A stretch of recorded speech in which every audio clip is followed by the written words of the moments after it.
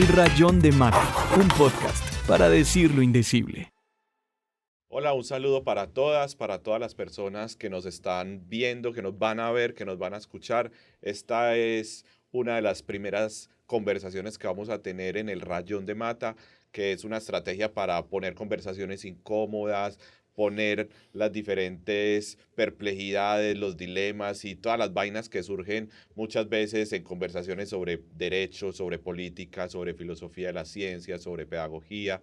Vamos a hablar de muchos temas. Espero que les guste bastante. El día de hoy vamos a hablar especialmente de quizás 3, 4, 5 o hasta más temas especialmente relacionados con la inteligencia artificial, los jueces inteligentes, la decisión judicial, las pruebas y quizás casi todo lo que pasa por la psique de los jueces, que es también algo complejo para nosotros los abogados entender. Así que hemos invitado el día de hoy a uno de los profesores más brillantes que tenemos en Colombia, el profesor Orión Vargas, que tiene como no sé cuántas, 3, 4 profesiones: ingeniero químico, máster en Derecho Procesal, doctor en Filosofía, también abogado. Así que bueno, profe Orión, muchas gracias por aceptar la invitación. Muy agradecido contigo porque creo que casi que te cogí de un día para otro. Empecemos a conversar de estas vainas porque llevas ya varios días, varios meses, varios años liderando el tema del juez inteligente, un software que ha generado muchas reflexiones y el día de hoy espero como ponerte incómodo con esas cosas de para dónde va entonces las decisiones judiciales. Así que bueno, profe, bienvenido, muchas gracias por aceptar la invitación. Alejo, bueno, no, a ti, yo te agradezco a ti. La verdad es que para mí estar hablando contigo es un honor. Yo creo que hablar contigo es como cuando uno realmente consigue su primera novia.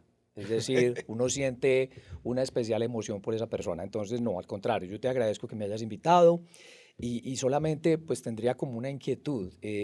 ¿Por qué lo del rayón, Alejo? Yo creo que yo siempre me he sentido como raro toda la vida.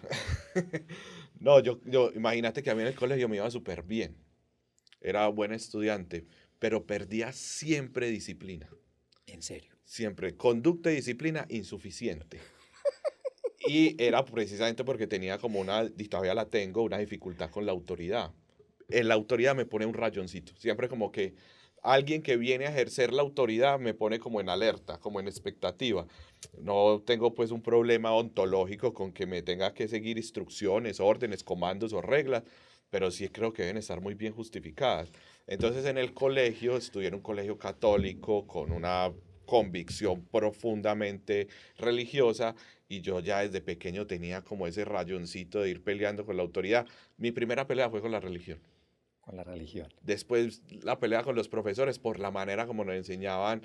En esa época apenas estaba llegando la discusión sobre las ciencias sociales y nos enseñaban de una manera las ciencias sociales muy descriptivas, muy poco analíticas. Entonces las conversaciones eran muy cortas y a mí ya me empezaban a generar inquietud de la filosofía y las ciencias sociales. Y entonces también allí tuve unas dificultades. Por fortuna tuve un gran profesor, Germán Bustos Koch, artista, un gran pintor, pero que nos explicaba con detalle y empezaba en un tablero como estos y nos pintaba todo el globo terráqueo, todo el mundo, con los continentes y nos explicaba los movimientos económicos. Y fue cuando yo ya tuve ahí como que... Y entonces el rayón de la tiza, el profesor pintor, ya se convirtió en el cuestionamiento de la autoridad, se volvió como en el elogio del pensamiento. Ah, qué bonito eso. Entonces el profesor nos marcó. Entonces el rayón viene como esa resistencia permanente a hacer preguntas. ¿Cuál es el rayón de mata? Hacer preguntas, hacer reflexiones, hacer incómodo, eso sí, asertivamente incómodo, ¿cierto? Ser Claro, respetuoso. De ahí viene el rayón. educadamente, educadamente. Ah, no, pero el rayón me parece primero que todo muy chévere por una razón. Yo esa palabra autoridad que mencionaste, yo la asemejaría como a la palabra reverencia. Y yo creería que esa palabra debería desaparecer. Es decir, y lo acabaste de decir, debemos ser muy educados, pero cero reverencia.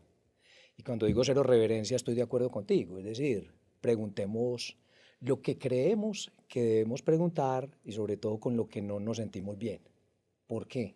Es decir, esa sola pregunta basta para uno cuestionar la visión de otra persona. Y a mí me parece que eso es muy chévere.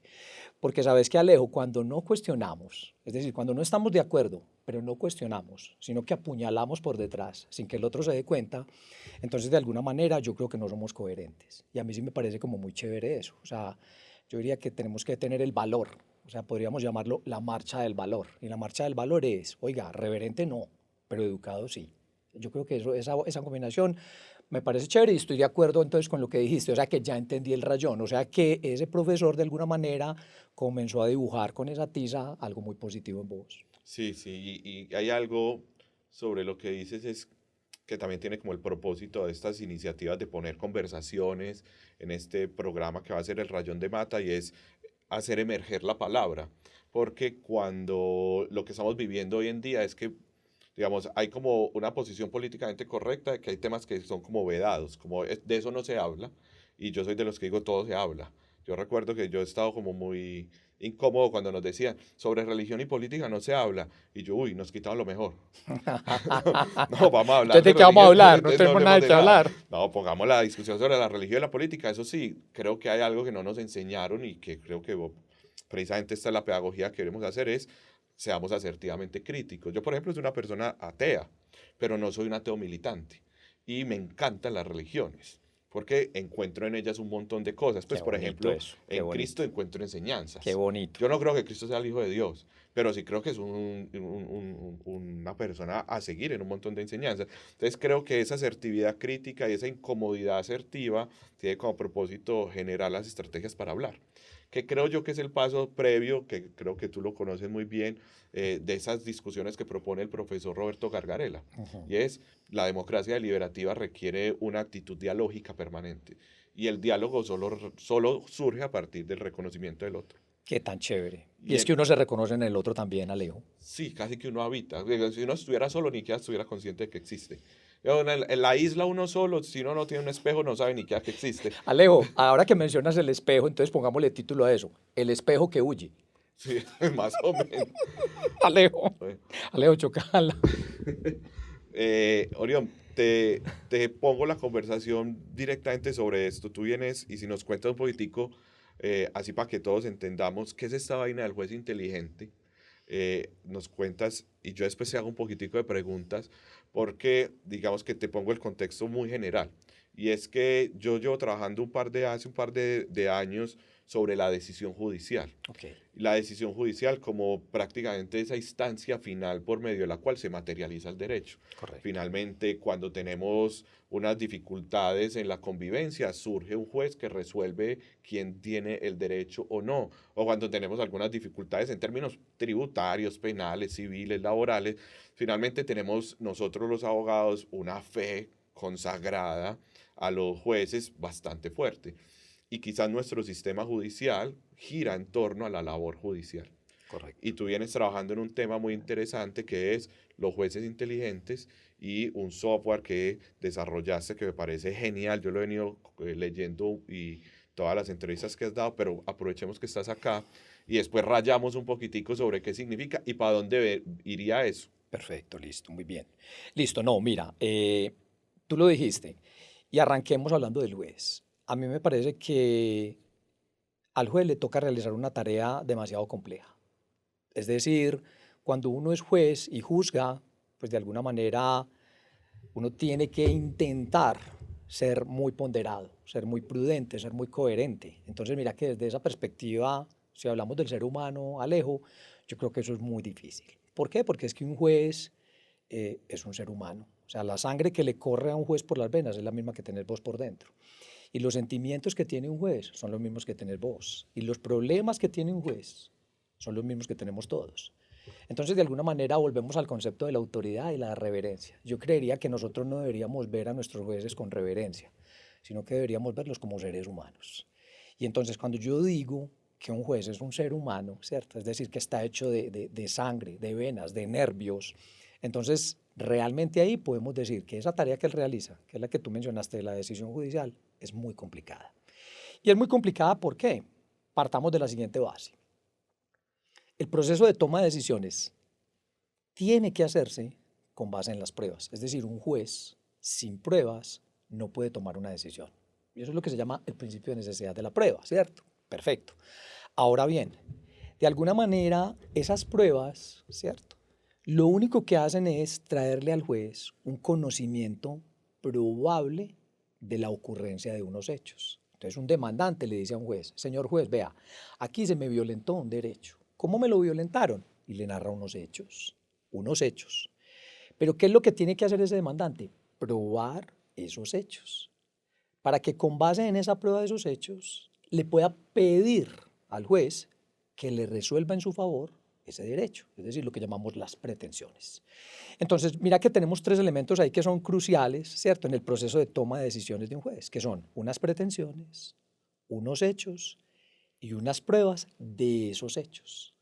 Y entonces, la pregunta que surge aquí es, bueno, ¿y cuál es la tarea que realiza el juez cuando tiene que tomar una decisión judicial con base en esas pruebas? Entonces, básicamente, al juez le toca mirar cada prueba en relación con cada hecho y cada hecho en relación con esa pretensión o pretensiones. Pero no solo los de la parte demandante, sino también la parte demandada. Es decir, él tiene que poner en una balanza de la justicia los dos lados, demandante y demandado, y simplemente mirar cuál de las pruebas, si las del demandante o las del demandado, tienen un mayor peso, para inclinar esa balanza, ¿cierto?, en favor de una de las partes. Entonces, de alguna manera, esa es una tarea muy difícil. ¿Por qué, Alejo? Porque realmente no hay un procedimiento que todos los jueces sigan de manera, digamos, como ordenada para esa valoración de esas pruebas en relación con esos hechos y que ellos puedan decir que la pretensión, ¿cierto?, se vio favorecida para una de las partes. Entonces, básicamente, el juez inteligente lo que es un software que lo que le permite al juez es organizar su pensamiento. No es otra cosa. Es decir, el software juez inteligente nunca reemplaza al juez, sino que simplemente lo auxilia, lo asiste. Es decir, aquí lo que nosotros hicimos fue crear una sinergia entre el proceso de toma de decisiones que lo tiene que hacer un juez humano y no una máquina, es decir, no un software. ¿Cuál es la ventaja de esto que estamos haciendo nosotros, Alejo? Mira, normalmente el tema de la valoración de las pruebas ha sido un tema, no es del que no se habla, sino del cual no se ha hablado racionalmente. Y eso es lo que nosotros estamos proponiendo. Es decir, estamos intentando darle una mirada racional, ¿cierto?, al tema de la valoración, porque es que valorar significa juzgar. Y en ese juzgamiento hay sesgos. Es decir, hay desequilibrios. ¿Por qué? Porque el juez es un ser humano.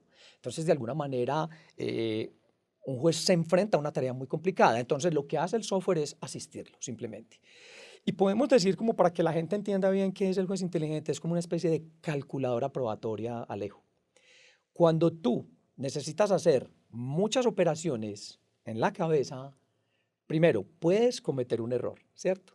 Y segundo, el resultado final, si cometes un error, no es el correcto. Entonces, de alguna manera, ¿qué hace hoy en día la inteligencia artificial y qué hace nuestro sistema experto, que es propio de la inteligencia artificial, que es un software, como tú lo dices, que se llama juez inteligente?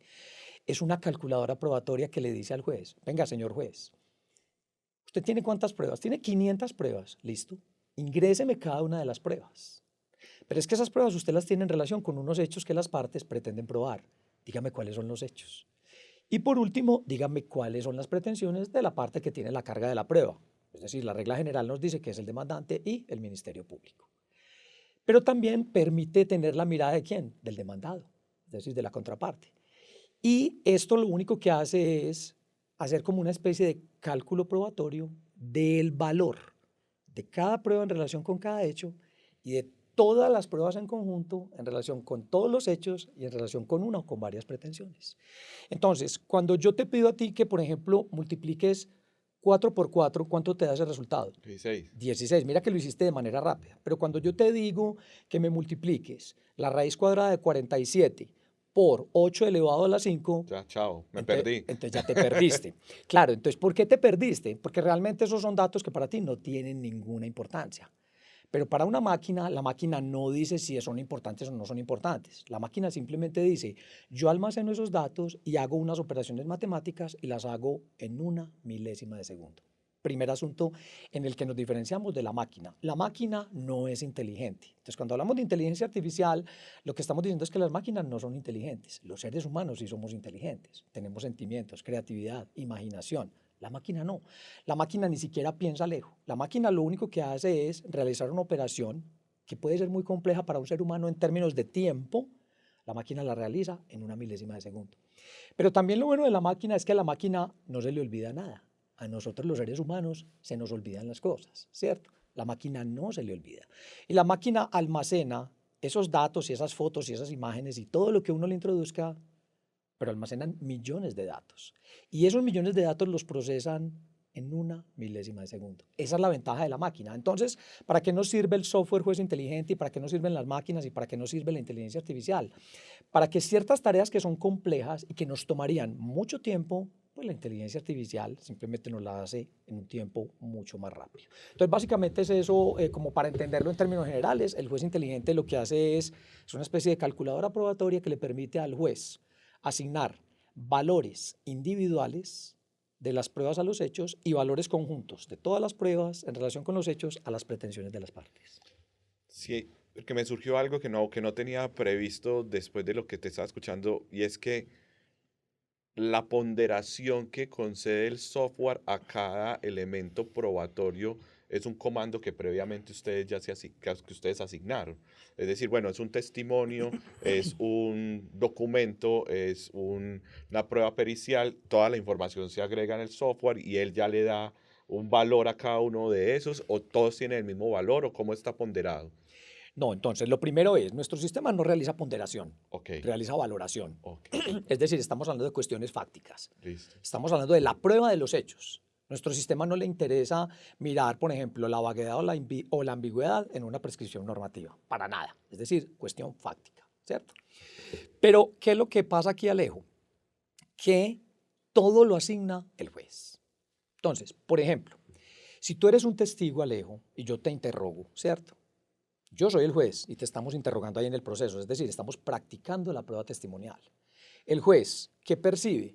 Que ese testigo puede ser, por ejemplo, no objetivo, que ese testigo puede ser no observacionalmente sensible, que ese testigo está respondiendo de manera sesgada, es decir, favoreciendo específicamente a la parte que lo trajo al proceso.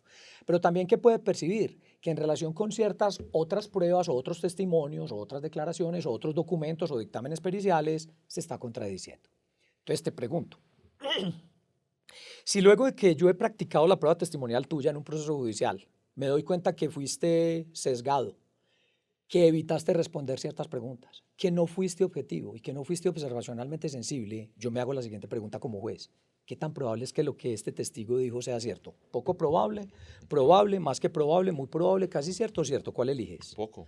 Exacto. Entonces mira cómo es el juez quien en la inmediación, en la práctica de la prueba con ese testigo, le asigna un valor de credibilidad. Y mira qué tan bonito. Es un valor de credibilidad que se da en términos de ¿qué? De expresiones verbales. La expresión poco probable es una expresión verbal en la que un juez está diciendo, dado que este testigo estuvo sesgado, se negó a responder ciertas preguntas, no fue objetivo, no fue observacionalmente sensible y se contradijo, para mí es poco probable que lo que dijo en relación con estos hechos que interesan al proceso sean ciertos. O sea, se queda en los hechos. Exacto. Entiendo. Aquí hay algo, me hiciste recordar algo cuando yo trabajaba en el Consejo de Estado, en el despacho del doctor Velilla, nos correspondió proyectar el fallo por contaminación del río Bogotá. Okay. Una acción popular que estuvo en su primer momento en el Tribunal Administrativo de Cundinamarca, luego llegó a la sección primera. Recuerdo que la sentencia salió con más de 590 hojas. Exacto. Y recuerdo una conversación que tenía con el profe Diego López Medina hace un par de meses sobre la necesidad de la austeridad también en las palabras. No sé si eventualmente, y esto me surgió apenas escuchándote ahorita, si también el juez inteligente, digamos, el software nos va a permitir ser un poquitico más austeros en esa valoración probatoria, porque a veces uno encuentra como que se empiezan a dar círculos para concluir alrededor del valor probatorio de determinada situación. Yo no sé si hay también, digamos, en la experiencia que has podido tener en estos últimos meses con la operación práctica del software, si eso sirve para tener más austeridad en esa parte emotiva o en la justificación de la decisión judicial. Correcto, sí. El juez, normalmente cada hecho vos lo tenés que etiquetar de manera corta. Entonces, por ejemplo, en un proceso de simulación de compraventa, un hecho puede ser, Juan no entregó el bien inmueble.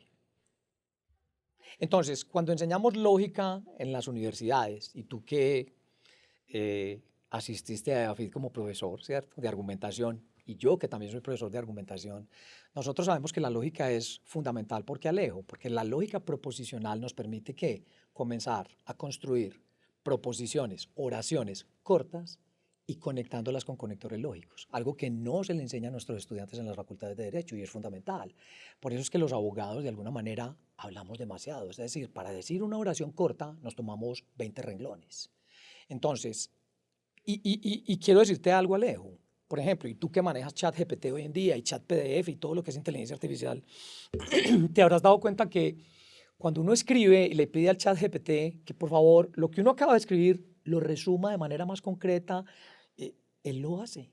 Entonces mira que de alguna manera allí es donde uno dice, es que precisamente esa inteligencia artificial me asiste a mí y en relación con lo que yo hago como ser humano, que escribo y digo y hablo, él me ayuda como me asiste como a decirlo de manera más corta y más concisa. Lo que llamamos podar el texto. Es decir, cuando escribimos artículos, la mayoría de los correctores que tenemos nos dicen, oiga, podemos un poquito. Usted para decir esta idea se está tomando 10 renglones y la puede decir en 2. Entonces, de alguna manera, yo creo que esa es otra enseñanza que podemos tomar de la inteligencia artificial.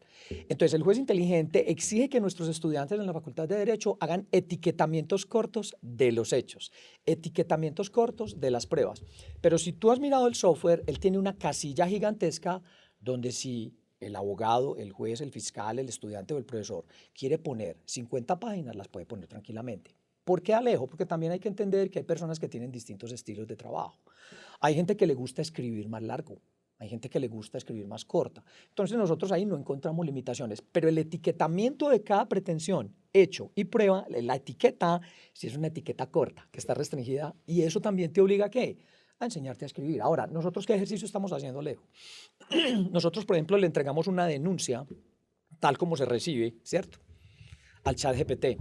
Y le preguntamos al ChatGPT, mira esta renuncia como está de mal redactada, ¿me la puedes redactar mejor y más corta, sin perder ninguno de los hechos que se detallan allí? Y te la redacta. Entonces, de allí tú también lo puedes interrogar. Bueno, este es un hecho, pero lo veo como muy largo en la redacción. Ayúdame a redactarlo mejor. Y él te ayuda. Entonces, mira que lo que estamos diciendo es, venga, es que esto es asistencia, es que esto es claridad. Ahora, ¿qué es lo que hay que tener en cuenta aquí, Alejo? Hay que leer, hay que leer. Es decir, lo que te entrega el ChatGPT y toda la inteligencia artificial, hay que leerlo. Y ahí es donde está la cuestión de la responsabilidad que tenemos que tener en relación con ese uso y manejo de la inteligencia artificial. Entonces, sí, el juez inteligente, de alguna manera, lo estamos enseñando a que sea una herramienta para que nuestros estudiantes de las facultades de Derecho, ¿cierto?, redacten de manera, pues, digamos que en la medida de lo posible, sin perder el detalle del asunto, porque estamos hablando de la prueba de los hechos en un proceso judicial, pues de manera más sintética.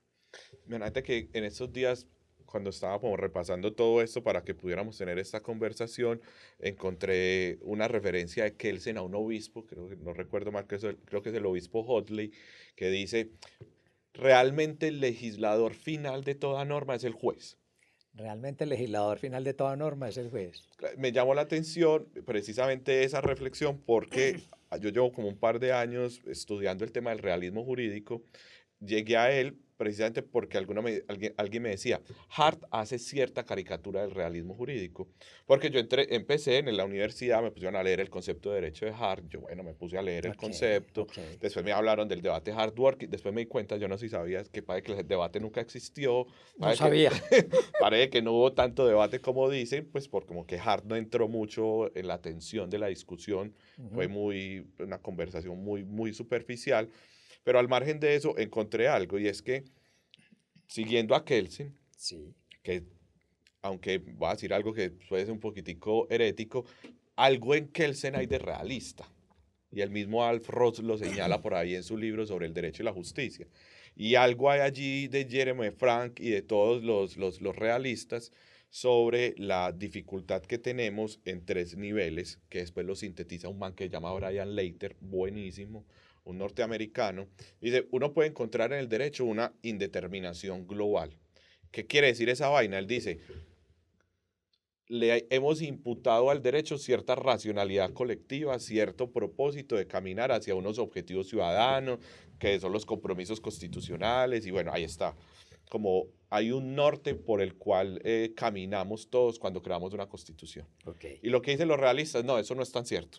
La constitución es cuando miramos esos compromisos constitucionales, una constitución puede ir por un lado caminando hacia el neoliberalismo, otra a un estado de bienestar, otra a un estado más planificador, y la muestra, la constitución colombiana tiene como diferentes compromisos constitucionales, muchas veces contradictorios. Ok, Y entonces ellos concluyen, los realistas, que hay una indeterminación global del derecho. ok, Después agregan la indeterminación sobre las prescripciones o las reglas. ok, Hablemos mejor de las prescripciones para incluir principios y reglas. ok, Y ahí ya entra Friedrich Schauer y dice, bueno, no, hay una indeterminación profunda porque las reglas están escritas con un lenguaje que Perfecto. muchas veces es deliberadamente ambiguo y vago. Y perfecto. mira que estoy utilizando la palabra deliberado porque parece ser que los que construyen el derecho muchas veces deliberadamente dejan las palabras amplias. Y después llegamos a la indeterminación de los hechos, Correcto. que es algo que es lo que estamos hablando el día de hoy y que tú lo has trabajado. Ahora, quisiera fuerte la conversación de ahí, desde el software, directamente relacionado a tratar de reducir esa indeterminación de los hechos y la valoración que hacen los jueces. Y no sé si para arriba, eventualmente la inteligencia artificial nos pueda ir ayudando a reducir esas indeterminaciones. Porque claro, tenemos esas reglas de la sana crítica, tenemos supuestamente el deseo de procesarlas a través del método científico y digamos que vamos caminando, creo yo, por lo que te estoy entendiendo, quizás a parámetros de control judicial mucho más claros, porque si yo ya sé cuáles fueron los parámetros por medio de los cuales el juez concluyó la veracidad, la probabilidad, la poca, la máxima, la mucha probabilidad, pues hay como más posibilidad de control judicial.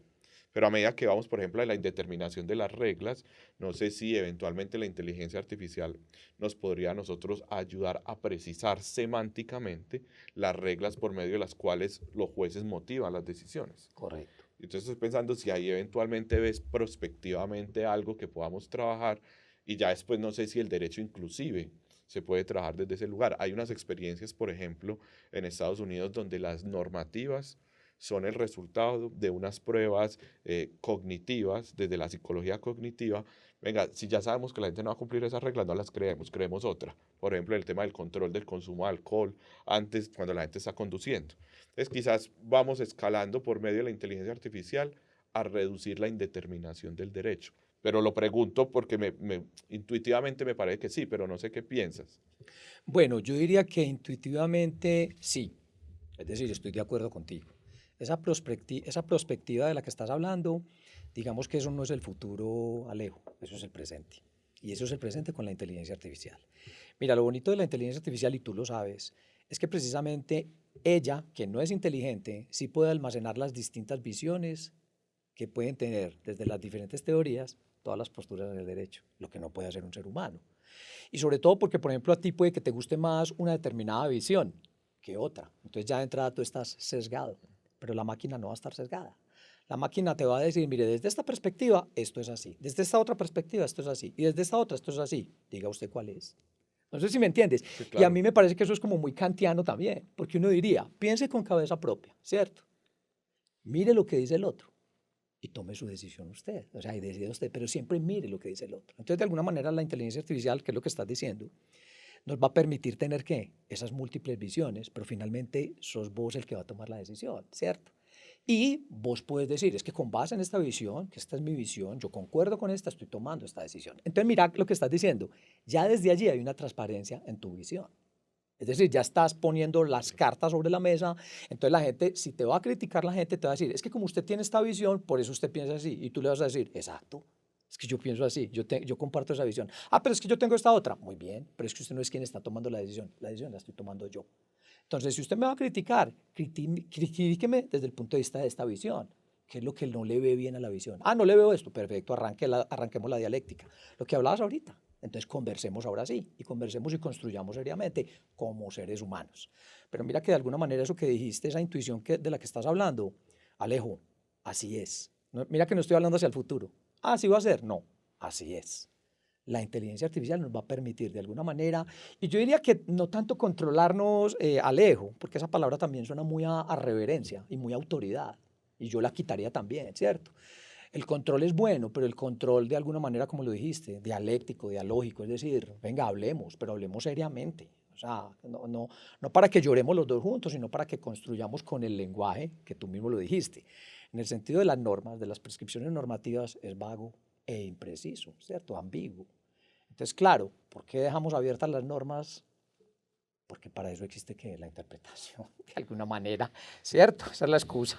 Claro, porque mira, voy a pensar qué palabra es más pertinente en este momento, pero digamos que me devuelvo un poco más a esas nociones iniciales cuando empezamos a estudiar derecho que nos decían, tenemos un propósito claro de que el Estado de Derecho permita establecer o tener restricciones a la manera como quienes ostentan el poder toman las decisiones y Ok, que por lo menos tengan que ofrecer públicamente las razones por las cuales toman las decisiones, el perfecto. ejecutivo, el legislativo, el judicial, y digamos que eso es una de las que yo he advertido de los problemas sistemáticos que tiene el derecho, y es que las restricciones que pretenden establecer las normas son restricciones, como estamos diciendo, ambiguas y vagas, y quizás esa promesa o ese compromiso del Estado de Derecho o ese compromiso constitucional de vamos a establecer restricciones a quienes toman decisiones públicas, y esas restricciones cuando exigen que sean públicamente conocidas o públicamente expuestas, y cuando vamos mirando por qué toman las decisiones los legisladores, los ejecutivos y en este caso los jueces, una de las cosas que hemos advertido, por lo menos desde la filosofía del derecho y las investigaciones también empíricas, es que las restricciones que motivan a los jueces muchas veces no son suficientes y no permiten de una u otra manera que sean públicamente conocidas las razones por las cuales arribaron a una decisión. Correcto. Recuerdo alguna vez que estaba leyendo una ponderación en un artículo de opinión del profesor Rodrigo Primni que hace una ponderación de por qué en Colombia la Constitución permite la adopción de parejas del mismo sexo Ok, y hace un trabajo argumentativo. Con las mismas premisas constitucionales, en su momento el procurador Alejandro Ordóñez hace otra manera de argumentación y llega a una conclusión totalmente diferente. correcto. Y entonces ahí es donde yo pongo y es cuál de las dos restricciones y cuáles de las razones expuestas por los dos son las válidas. Y ahí es donde voy, listo.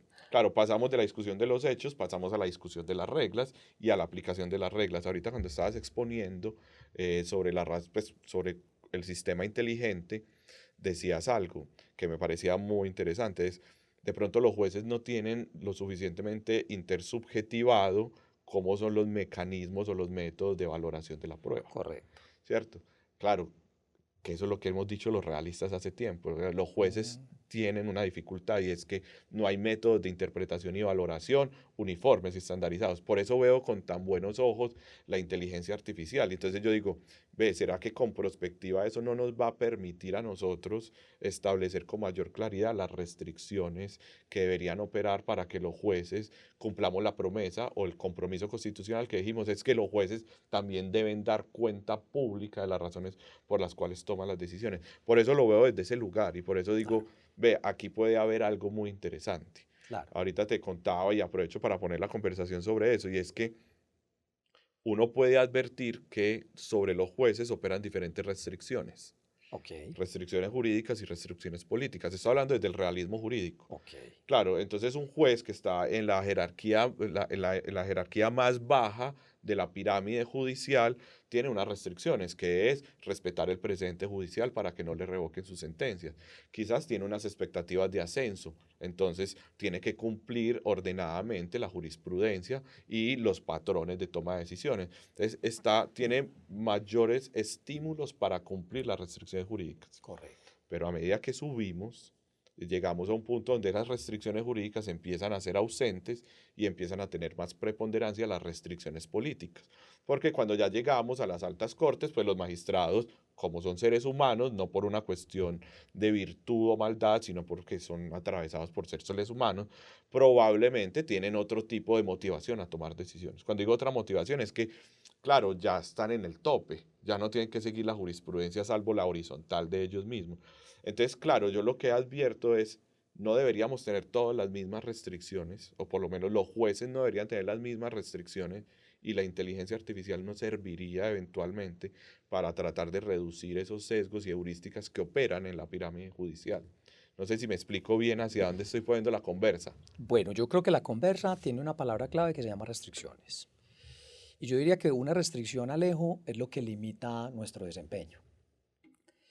¿Y sabes por qué es muy importante lo que estás diciendo, Alejo? Porque es que precisamente lo que primero que tenemos que identificar en el proceso de toma de decisiones, y estoy de acuerdo contigo, es qué limita mi desempeño como juez. Entonces yo podría decir, hombre, yo soy un juez civil municipal de Medellín, ¿cierto?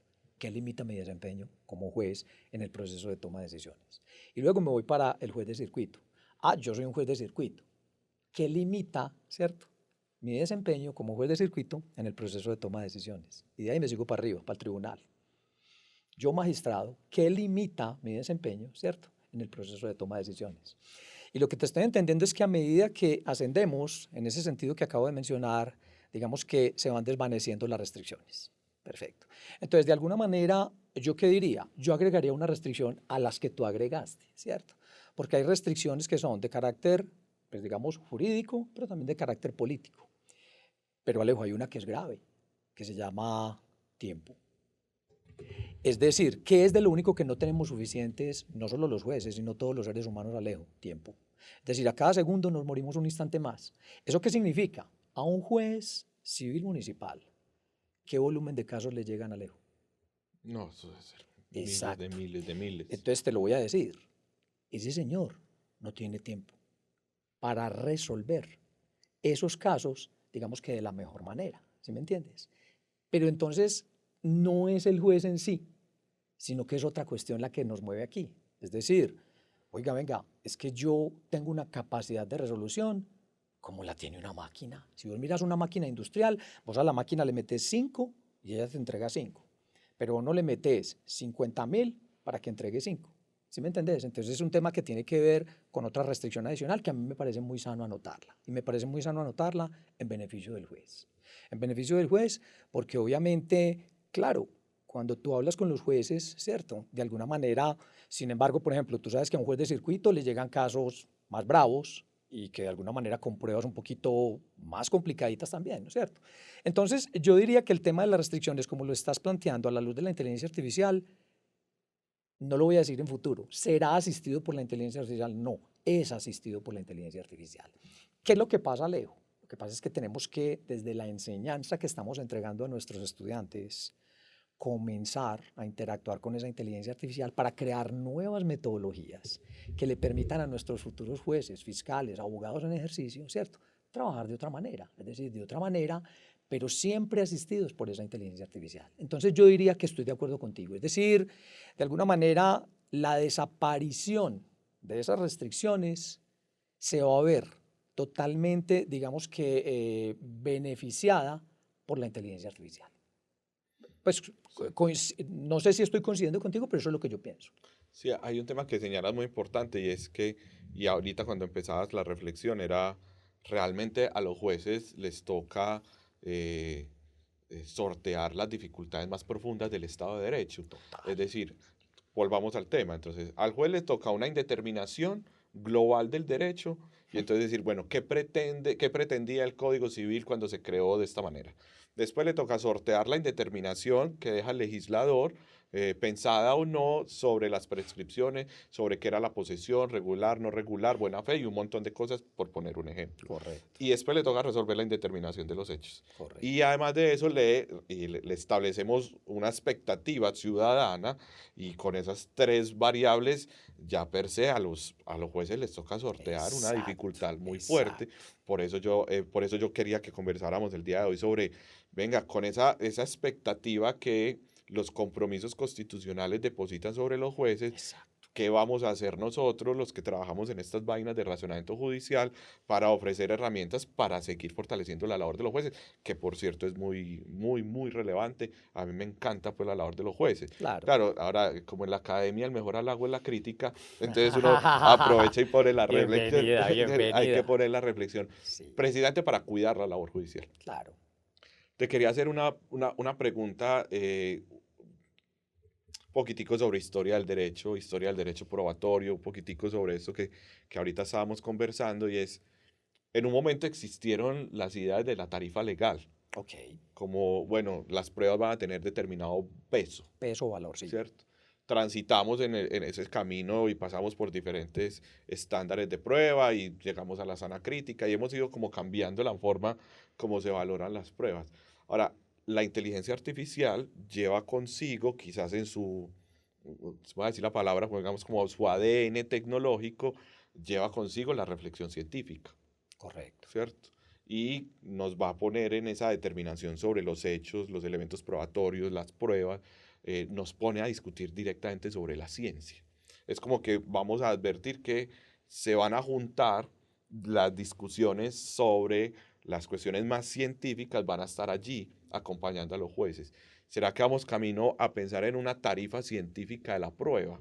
Lo digo porque hay casos donde uno, por ejemplo, la paternidad, antes se discutía con el chisme, ¿cierto? Estoy hablando hace un siglo y medio, 2 siglos. Correcto. Claro, bueno, vamos a establecer la paternidad de Alejandro sobre un hijo no reconocido. Y uno iba y hacía varias preguntas testimoniales hasta que llegó la prueba de ADN. Correcto. Ya con esa prueba, ya, digamos que tenemos suficiente, ya no le vamos a preguntar a nadie. Correcto. Yo no sé si vamos caminando eventualmente con estos sistemas inteligentes, con el tema de aproximar el método científico al tema probatorio. No sé si estamos caminando también eventualmente a tener una tarifa científica en cada una de las pruebas. Correcto. Muy loco. Bueno, sí, muy loco, sí, y por eso es que este programa yo creo que se llama así, porque usted es muy loco. Pero lo que sí te quiero decir, Alejo, es que mira, de alguna manera los seres humanos, pues no razonamos con reglas de la ciencia, razonamos con reglas de la experiencia, ¿cierto? Si tú observas que yo uso lentes, ¿qué infieres como probable? Sí, que tienes una dificultad visual. Exacto. Entonces mira qué tan bonito. Pero por eso es que hacemos juicios en términos de probabilidad. Y obviamente la ciencia nos habla es como de altas probabilidades, es decir, casi que de certezas. Pero si tú miras, por ejemplo, las reglas de la sana crítica, ¿cierto? Que es un sistema que se corresponde con lo que llamamos libre apreciación, libre valoración o sana crítica, pues realmente lo que operan allí son reglas de la lógica, reglas de la experiencia y reglas de la ciencia. Entonces, por ejemplo, Alejo, para que haya fuego, necesariamente, ¿qué tiene que haber? Oxígeno, una elevación de la temperatura y un gas, un combustible. Si no se cumple una de esas tres, no hay fuego. Entonces, mira que cuando hablamos de ciencia, hablamos de ¿qué? De que partiendo de unas premisas, necesariamente de ellas se sigue la verdad de la conclusión. Pero cuando hablamos de reglas de la experiencia, de la verdad de las premisas, no se sigue necesariamente, sino probablemente. Entonces, por eso es que de alguna manera la sana crítica, a mí me parece que pues es un sistema muy sano, y valga la redundancia, pero es porque precisamente consideramos lógica, experiencia y ciencia. Entonces, cuando tú miras, por ejemplo, un dictamen pericial, tú enfrentas, por ejemplo, a dos neuroradiólogos en relación con digamos, con una resonancia magnética, en relación con una intervención que hizo otro colega de ellos cuando mediante un catéter ingresó y pues de alguna manera se le murió el paciente en un proceso de responsabilidad médica. Y entonces, claro, cada uno de ellos, a pesar de ser personas que trabajan con la ciencia, ¿cierto? Tienen visiones muy distintas. ¿Sí me entendés? Y casi que los procesos terminan siendo procesos ¿de qué? De peritos. Pero obviamente, ¿quién está allí? Un juez. Porque es que un juez toma eso y lo toma como reglas de la ciencia. Entonces construye las reglas de la ciencia, ¿cierto? A la luz de la ciencia que le han traído en específico estas personas. Por ejemplo, la inteligencia artificial, ¿qué le facilitaría, por ejemplo, a un juez? Tener un conocimiento, digamos que conciso en relación con hechos científicos, ¿me entiendes? Y se los podría explicar como un niño chiquito. Es decir, cuando tú hablas de restos ovulares en el útero y le preguntas eso a cualquier persona o a cualquier juez, ¿cierto? No tiene ni idea qué es eso, ¿cierto? Pero cuando le preguntas eso a la inteligencia artificial y le dices que te lo explique como si fueras un chico de 12 años, entonces digamos que un juez puede tener una mejor comprensión de lo que significa ese término cuando lo discutan los peritos. Porque si no tiene claro eso, entonces el juez va a estar volando a ciegas allí y va a tener un pensamiento, digamos que a la luz de lo que dice la respectiva ciencia.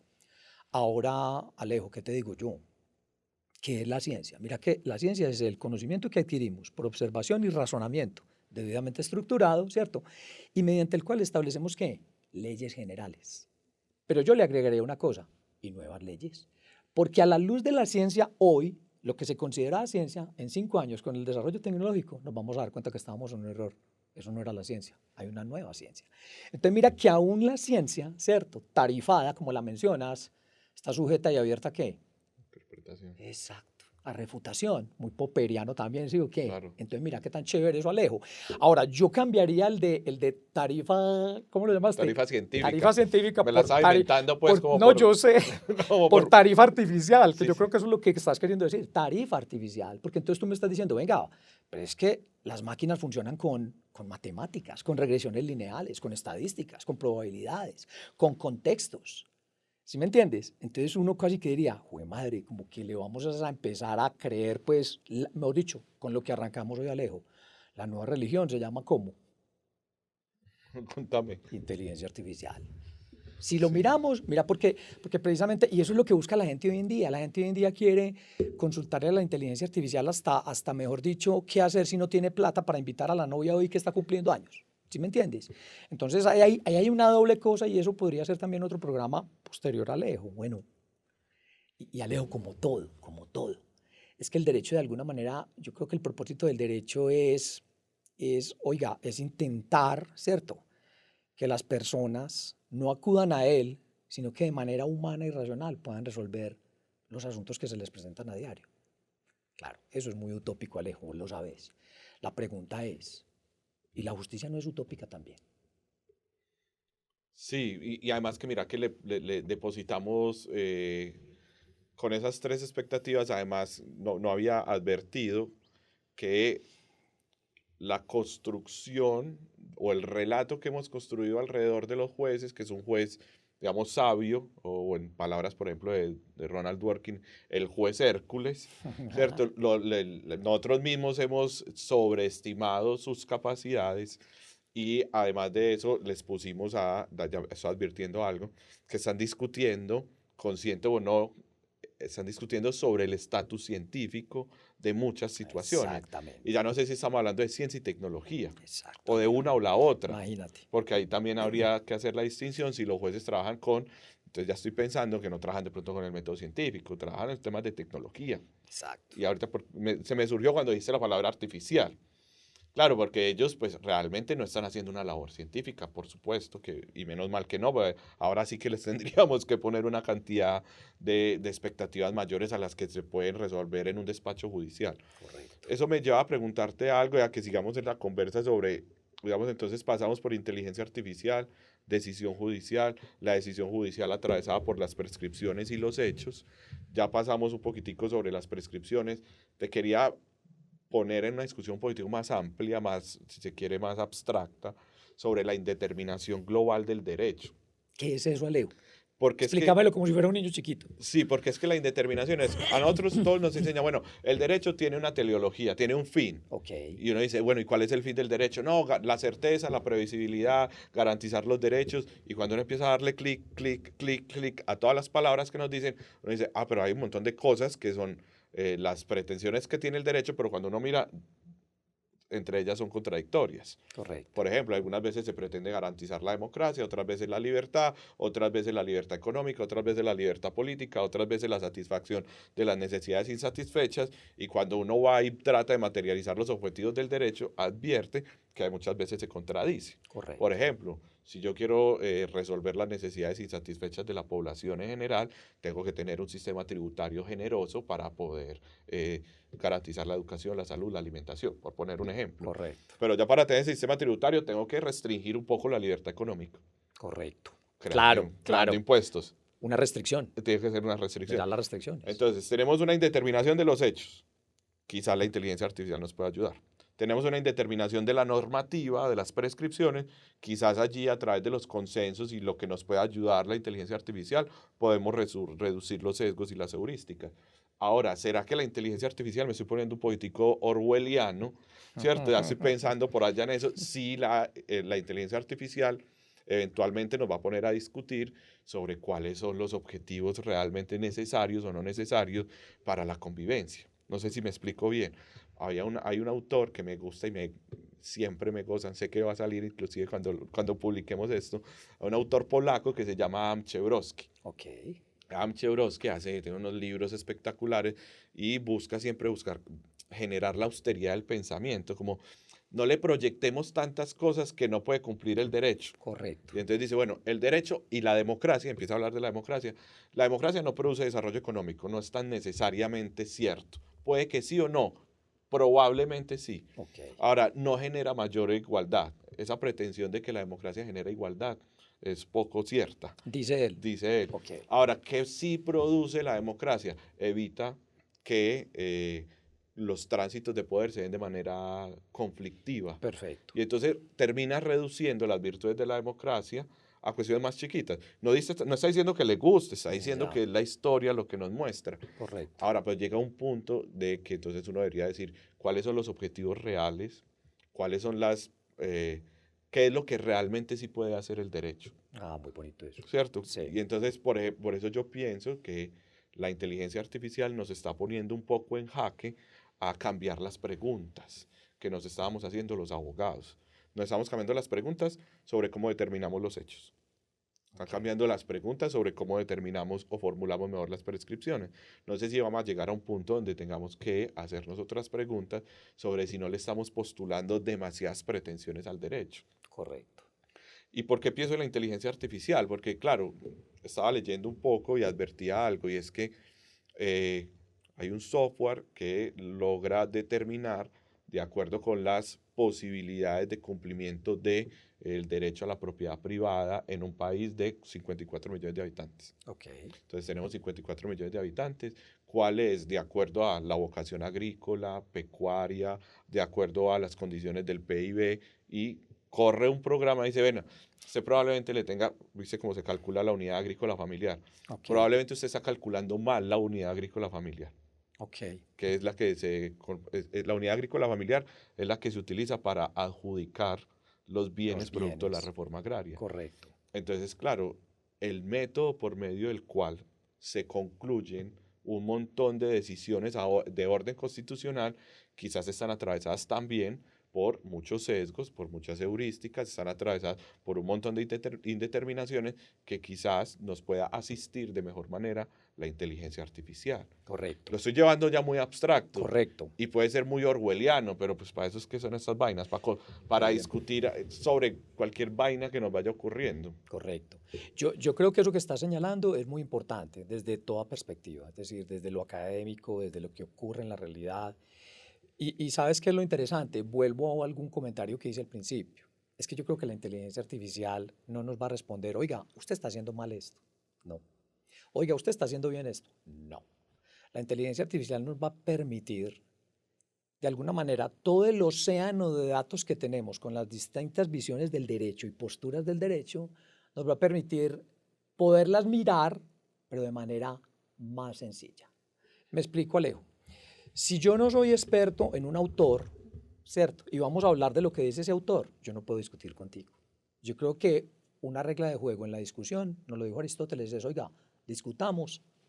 O sea, de tal manera que yo sepa de qué está hablando usted y usted sepa de qué estoy hablando yo. Porque solo a través de esa dialéctica es que vamos a poder, ¿qué? Construir algo. Si no, no podemos hacer nada, ¿me entiendes? Porque entonces, si no, yo me limito a escucharte a ti y tú a mí, pero yo ni siquiera te estoy escuchando, porque yo ya estoy sesgado con mi pensamiento. Entonces, ¿qué va a facilitar la inteligencia artificial? ¿Qué va a facilitar? No. ¿Qué facilita ya hoy en día, Leo? Precisamente eso. Mire, es que usted, Corte Constitucional, ha venido tomando estas decisiones, ¿cierto? Pero yo veo que aquí cambió una línea de pensamiento con otra corte distinta, y aquí volvió y cambió, y aquí volvió y cambió, ¿cierto? Y entonces ya se unificó, por ejemplo. Listo. Entonces yo le puedo mostrar eso, pero yo para eso no me tengo que gastar 1000 horas leyendo toda la línea jurisprudencial, no sé si me entiendes. Claro. Entonces básicamente la inteligencia artificial lo que va a permitir es que una persona pueda tomar una decisión de manera más rápida. ¿Por qué? Porque esa incertidumbre asociada al tiempo que yo tengo para leerme 2000 sentencias, ¿cierto? La inteligencia artificial me va a decir, venga, no se lea esas 2000, léase estas 28.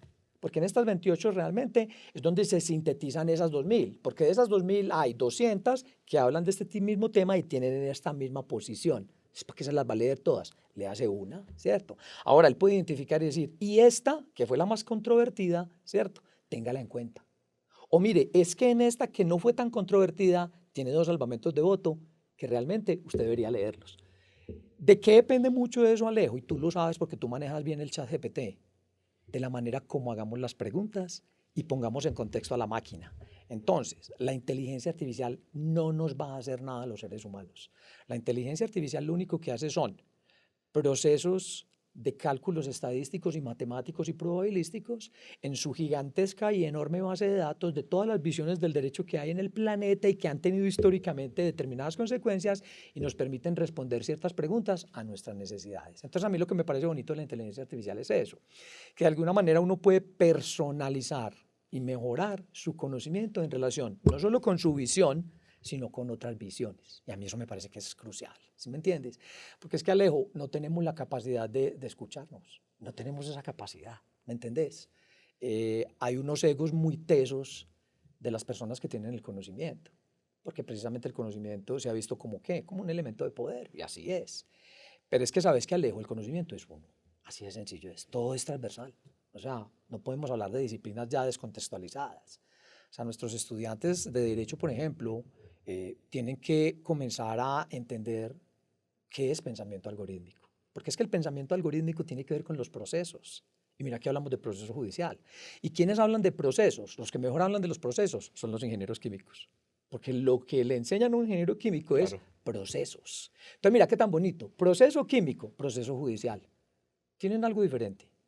Sí, que uno trabaja con materias primas, pero el otro trabaja ¿con qué? Con hechos, pruebas y pretensiones. ¿Sí me entendés? Claro. Y aquí lo opera un ingeniero en una planta química, pero aquí lo opera un juez en un juzgado. Pero de alguna manera ese proceso es ordenar nuestro pensamiento. Y allá vamos. Y vuelvo a la reflexión de nuestro juez inteligente. Nosotros lo que hicimos fue realmente repensar el proceso de toma de decisiones con base en la prueba. ¿De una manera que? Pues creemos nosotros más organizada en cada una de las etapas de la actividad probatoria. Entonces, eso que estás diciendo, yo lo veo no tan abstracto, lo veo muy en concreto.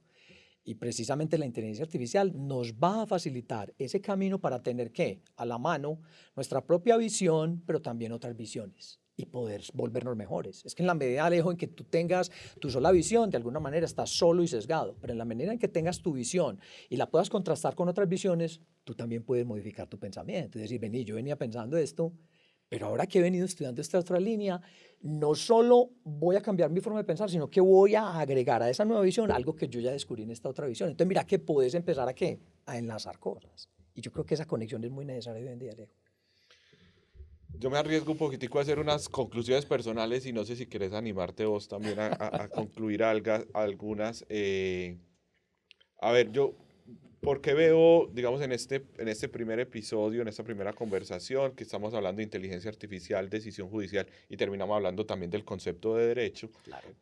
Me atrevería a decir algo, yo he sentido, quizás puede ser producto de algunas prevenciones que he tenido yo, he sentido que el derecho o algunos profesionales del derecho, no todos, pero algunos, han sido refractarios al pensamiento científico, al pensamiento tecnológico, y creo que la inteligencia artificial nos abre, nos invita a tener esa reflexión más amplia, es decir, como esa puerta que se ha cerrado en algunos lugares para atraer el pensamiento científico, el pensamiento tecnológico, para que nos dé insumos para la toma de decisiones, creo que llega como con muy buen acierto. Entonces, digamos que la primera conclusión que diría es, la inteligencia artificial favorece y beneficia al derecho y al ejercicio del derecho y al pensamiento sobre el derecho en términos generales. Otra situación que podría concluir sobre la inteligencia artificial es que realmente ya llegó, ya no hay discusión, esto yo creo que no valdría la pena ponerse en una situación de enfrentamiento, de ponerle un poquitico como de barrera. Yo precisamente, yo estoy en clase y le digo a los estudiantes, todos abran el ChatGPT y empecemos a hacerle preguntas. Correcto. Porque también se trata como de nosotros en la labor pedagógica, familiarizarlos. Y en esa familiarizarles es también asumir unas consecuencias éticas sobre eso, exacto, que creo que vale la pena y construir también con los estudiantes acuerdos éticos sobre eso. Y lo otro que te diría para concluir sobre eso es, creo que sos un pionero en ese tema que estás trabajando acá en Colombia y te felicito, te doy las gracias de verdad por haber aceptado la invitación. Siempre estás muy generoso, desde que te conozco, que nos tomamos un café en EAFIT, muy generoso en el conocimiento, muy hospitalario en la palabra, siempre muy dispuesto a tener esa conversación franca. y vos que estás por allá en ese top, yo te agradezco mucho que hayas aceptado la invitación. No sé si querés hacer una conclusión sobre el tema del sistema inteligente y de una vez nos contás cuál fue el rayón con el que saliste o cuál es tu rayón. Bueno, no, realmente no, Alejo. Lo primero, agradecerte, darte las gracias. La verdad, yo te admiro. Segundo, te respeto. Y tercero, me gusta mucho tu forma de pensar. Me parece que es muy importante y doy gracias porque seas profesor. Me parece fantástico que, pues nunca fui tu alumno, pero aquí acabo de serlo. Mira, estoy sentado aquí, al frente de mi profesor, el profesor Alejandro Mata. Así que muchas gracias. Nunca había pasado tan bueno como en una conversación y así tan improvisada, me encanta. Entonces, mil gracias por ese detalle. Y lo segundo es, mil gracias por pensar en que estamos desarrollando cosas interesantes para nuestros estudiantes, Alejo. La idea es que nosotros no estamos intentando convencer a nadie, simplemente estamos trayendo lo que está ocurriendo hoy en día, que es la inteligencia artificial, pero digamos que lo es inteligente, es un proceso de investigación de por ahí 15 años, Alejo. O sea, nosotros no sacamos ese conejo del sombrero. Realmente es un trabajo de muchas horas de lectura, pero sobre todo de comprensión de lo que están diciendo en otras latitudes, es decir, de otras visiones probabilísticas que son más acordes para el proceso de toma de decisiones en la ley, es decir, lo que hace un juez. Y coincido contigo plenamente, es decir, la pregunta aquí es, ¿abrazamos la inteligencia artificial o la rechazamos? Entonces yo diría, no, abracémosla, por supuesto. Lo que no hay que perder de vista, Alejo, es que la inteligencia artificial la están creando ¿quiénes? Los seres humanos. Y los seres humanos tienen sesgos. Entonces, de alguna manera, la inteligencia artificial puede también tener sesgos. ¿De qué se trata? Y esa es la reflexión ética que posteriormente se podría hacer. Venga, todo lo que haga la inteligencia artificial, usted que es el ser humano que le preguntó, revíselo, léalo, sea coherente, no sea perezoso, ¿cierto? Si usted va a tirar algo que le lanzó la inteligencia artificial, tenga por lo menos la delicadeza, ¿cierto? Y la responsabilidad y la seriedad de leérselo. Porque normalmente usted, ¿qué le pregunta? De lo que usted sabe. Y usted también le pregunta de lo que usted no sabe, pero que usted quiere saber. Entonces usted comienza a volverse un investigador, pero de otra manera, ¿cierto? Entonces, no, Alejo, de nuevo mil gracias, muy chévere. Yo diría que estoy de acuerdo con esas No te me conclusiones. vayas sin el rayón. Bueno, no, ¿Cuál es tu rayón? Porque, pues Alejo, mi rayón, o te fuiste con un rayón hoy, no sé. no, yo digo que todos tenemos un rayón, pero yo diría que el rayón, de alguna manera, es lo que nos permite interrumpir todo lo que nos han enseñado y que de alguna manera ese rompimiento con ese rayón nos lleva por otras rutas de pensamiento, como lo que hizo tu profesor con vos, ¿cierto? Y yo lo digo, Alejo, en la religión hay cosas muy bacanas también. Amad, amad a Dios sobre todas las cosas. Amad a tu prójimo como a ti mismo. Procura tanto beneficio en el otro como quisieras que te lo procuraran a ti. Decime si eso no es muy bonito, Alejo. Espectacular. Exacto, eso es muy bonito. ¿Y sabes qué es lo que me gusta? Que es muy cortico. Que es muy cortico. Entonces, claro, cuando yo digo, piensa con cabeza propia, pero mira lo que dice el otro, ¿cierto? Ponte en los zapatos del otro. Zapatero a tus zapatos. Muy platónico. Pero mira que es muy importante eso, Alejo. Y vos dijiste ahora una cosa muy tesa y es, fue madre, es que uno cómo garantiza ciertas cosas cuando esas mismas encuentran restricciones. Mira que eso es una contradicción y las tenemos. Entonces, Alejo, por ejemplo, si vos miras el amor, o sea, el amor es, ¿vos has sufrido por amor o no? Uf, como un hijo de puta. Entonces mira, ¿qué tanto es? Uno diría, no tiene sentido sufrir por amor, ¿cierto? Porque es que de alguna manera cuando uno piensa en el amor, Alejo, uno que dice, yo qué amo en los demás, mi beneficio, mi utilidad, mi deseo. No sé si me entendés. Pero ¿quién ama por el solo hecho de amar? O sea, sin beneficio de restitución alguna, Alejo. No sé si me entiendes. Entonces, Sí. cuando uno mira la religión, uno encuentra, digamos que uno no necesita ser muy filósofo para eso. ¿Sí me entendés? Eso es muy bonito. Por ejemplo, la religión dice, Jesús vino al mundo para salvar al hombre. Y si uno mira, mi querido amigo, solo salvó a uno. ¿A quién? A Barrabás. ¿Y qué hizo Barrabás? Yo me imagino que qué hizo Barrabás después de que vio que crucificaron y murió crucificado ese señor. Fue y empezó a matar a nombre de él. ¿Sí o no?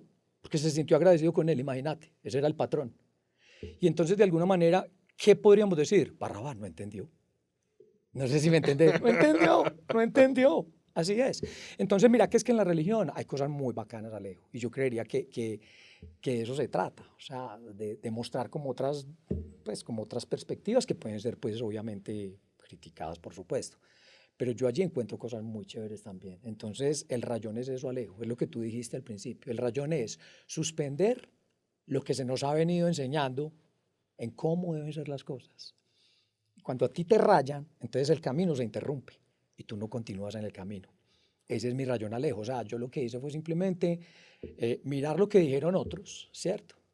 Ver lo que se está diciendo hoy en día y como ingeniero que soy, identificar dónde hay una restricción en el proceso de toma de decisiones, ¿cierto? Me gustó mucho eso.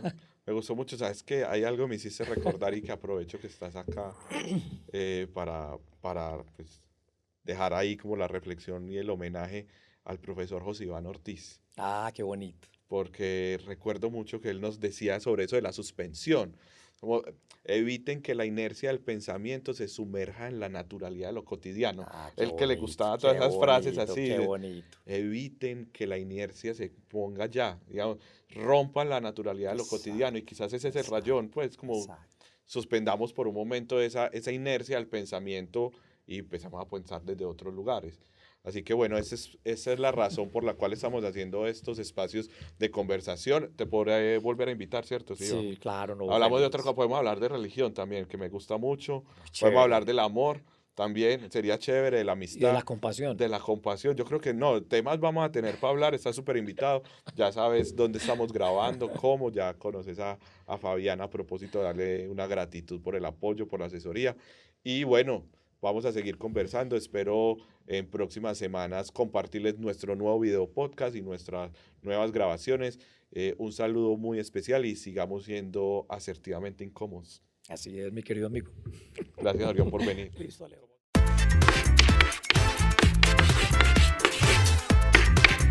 El Rayón de Mata, un podcast para decir lo indecible.